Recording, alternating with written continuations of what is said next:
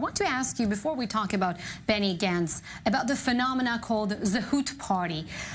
Speaking against the welfare state in a country like Israel, which was built upon a socialist ethos, I would say, has been, like a big no-no for politicians. It's even a suicide political act if you do so for an Israeli lawmaker. How is it working for Moshe Feiglin? There's a crowd for these libertarian ideas. It's not just for the libertarian ideas, because there was an effort over the decades to have libertarian parties, but they were of the numerous parties that didn't even register on the radar.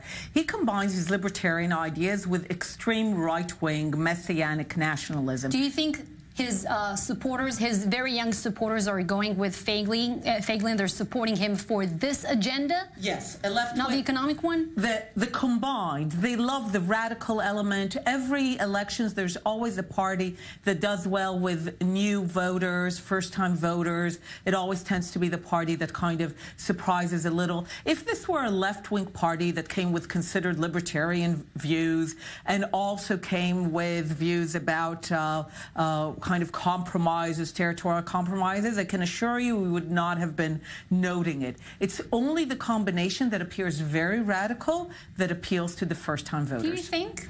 Yeah, well, it's the case? Do you think that a left-wing, security agenda combined with a very libertarian economic agenda wouldn't work here in Israel? It can work, but not in this case, because in this case, when we are speaking about Zehut, this party identity, we are speaking about a kind of a fake party. I mean, we have fake news, we have now a fake party. The problem is that fake news prevail, lies prevail. And we do know that so many people believe in so many stupid things and lies that were disseminated during the election. Now it's the same with Zehut.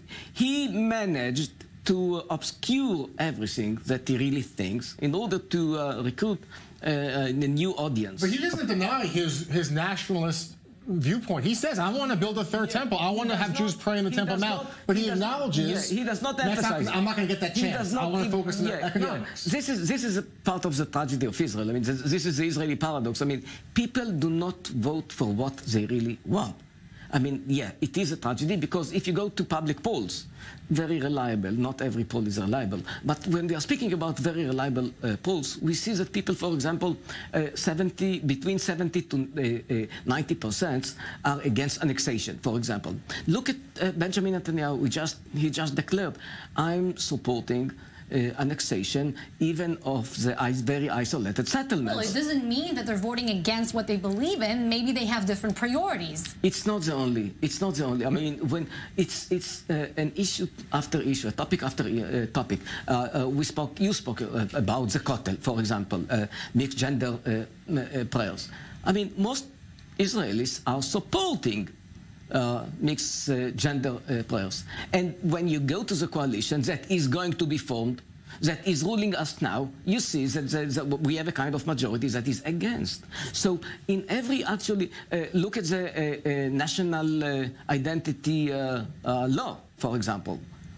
I mean, most people wanted, most Israelis, according to all the polls, are supporting equality to be included in the law.